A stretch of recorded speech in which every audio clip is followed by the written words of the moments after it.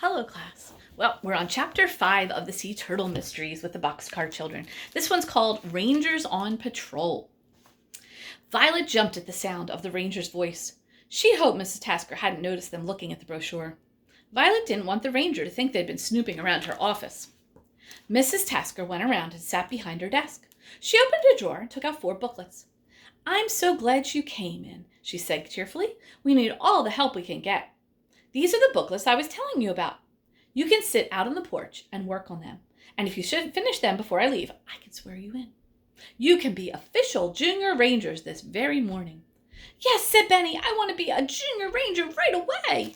"We all do," said Jessie. "Wonderful. Let's get you some pencils." They followed the ranger out of the office. "Leo, would you lend these future rangers some pencils?" The man handed them 4 pencils. "Just bring them back in when you're finished," Mrs. Tasker said. The children went to the porch and sat down at a picnic table. The booklets were very interesting. Jessie helped Benny read some of the words.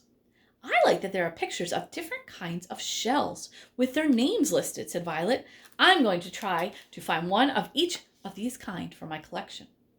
"I'd like to see some of the animals that live here," said Henry. "It says many of them are nocturnal, though. It's probably hard to spot them in the dark. I'm sure if raccoons or coyotes were digging up the eggs, that would be the time when they would do it." The children worked through each page. When they finished, they took the booklets inside and gave Leo the pencils. The ranger came out of her office. "Perfect timing," she said. "How did you do?" "We're all done," Benny blurted. "Excellent. Come over here and line up. Now, raise your hands and repeat after me. I am proud to be a National Park Service Ranger. I promise to appreciate, respect, and protect all national parks. I also promise to continue learning about the landscape, plants, animals, and history of these special places. I will share what I have learned with my friends and family." The Aldens repeated the words. The ranger smiled. "I declare you junior rangers." Leo took 4 park ranger hats from behind the counter and handed them to the children. Then he handed out 4 badges, each with a picture of a sea turtle and the words, "Junior Ranger Padre Island." Benny was so excited he had trouble putting his pin onto his shirt, so Jessie helped him. "I'm going to wear it every day," Benny said, "even when we get back home." "I hope you do," said Mrs. Tacker. "Now, I need to get on a turtle patrol. My new junior rangers can come along if you like." Violet got watch, and they all followed Mrs. Tasker to the beach. It was a nice day, but very windy. Benny's hat blew off, and he had to chase it down. They had gone only a short way before Henry noticed something. Here is Benny as a junior ranger, with his hat and pin. "Are those turtle tracks?" he asked, motioning to 2 sets of marks in the sand. "Good eyes," the ranger said. "They definitely are." Jessie followed the tracks up towards the dunes. "I don't see a turtle," she called. "It's already come and gone," Mrs. Tasker said as she followed Jessie. "I hope the eggs are still there." The ranger knelt down and dug very slowly. Violet thought it felt like they stood there for a long time. Finally, Mrs. Tasker announced, "They're here. Would one of you get a cooler from the UTV?" Jessie ran to get it, and the ranger started collecting the eggs just as she had done the day before. Mrs. Tasker was finished. Martina and Sandy approached, and Sandy started to dig a few feet away from the nest. This time, Martina was holding Sandy's leash, and she pulled him back. "Look," said Benny. "Sandy found something." "It's a little red plastic ball," Violet said. Sandy barked and wagged his tail. "Good dog," Martina said. She rubbed the dog's head and then put the ball into one of her many bags. Again, Benny thought back to the night before. This time there was no mistaking the voice. It had been Martina and Sandy walking along the shoreline. "Sandy sure likes to dig," Benny said. "He must be good at finding things."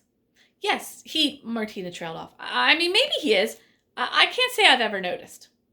Benny wanted to ask Martina more about how Sandy had found the red ball, and about why they had been out in the middle of the night. But before he could, Mrs. Tacker spoke up. "See what I'm doing?" The ranger was moving the last couple of eggs from the nest to the cooler. "This is very important. I'm not turning the eggs over. We need to keep them right side up. If they aren't kept this way, they might not hatch." Mrs. Tasker finished explaining the process, and then Martina and Sandy continued down the beach. The children followed the ranger back to the UTV. As they went, Benny noticed the turtle tracks had disappeared. "Where'd they go?" he asked, looking around. The wind blows the sand and erases the tracks, Mrs. Tasker explained. It makes it very hard to find nests that aren't marked. That's why we put the rope into the nesting site or mark them with flags. She lifted the cooler into the back of the vehicle. Would you like to see the incubation area? It's my favorite place in the station. You can learn a lot more about the turtles. Yes, Jessie said. We'd like that. Terrific. Meet me back there and I'll show you around. The ranger drove off and the Aldens walked back in the direction of the station.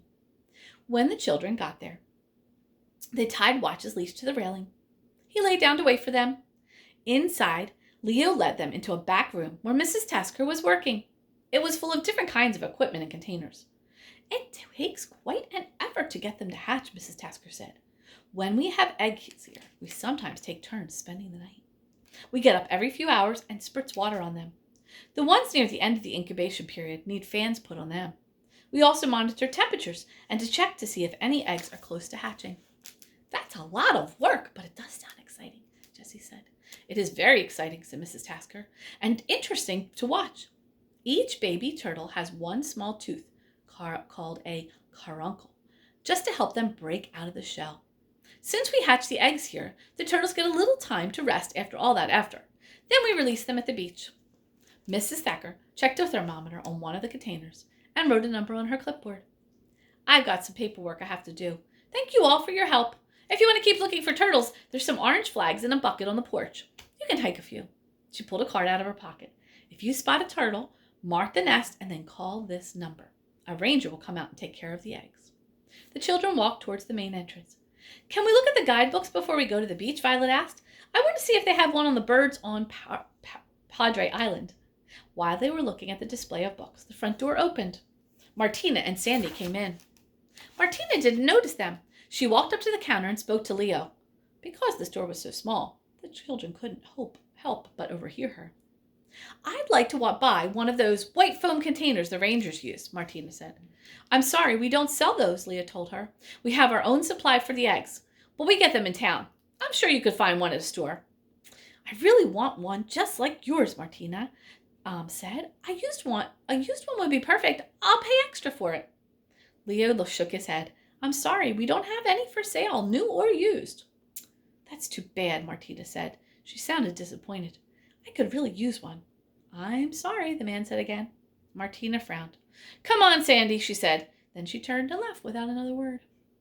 Once Violet had paid for her book, the Aldens went outside. I wonder why Martina wanted a cooler so badly, Jessie said, untying Watch from the porch. Maybe she wanted a container to keep all the things she found on the beach in, Violet suggested. Henry got 2 orange flags out of the bucket. Maybe. It is strange, though. If she's the person taking the eggs, it would be much easier to carry them in a cooler than in one of her bags. That's not the only thing, said Benny. When Martina was talking, I recognized her voice from last night. I think it was her and Sandy on the beach. Something strange is going on, said Jessie. But we still need more information before we can come to any conclusions. Henry nodded. In the meantime, let's go save some turtles. Next chapter is chapter 6, called Too Many Suspects. See you next time.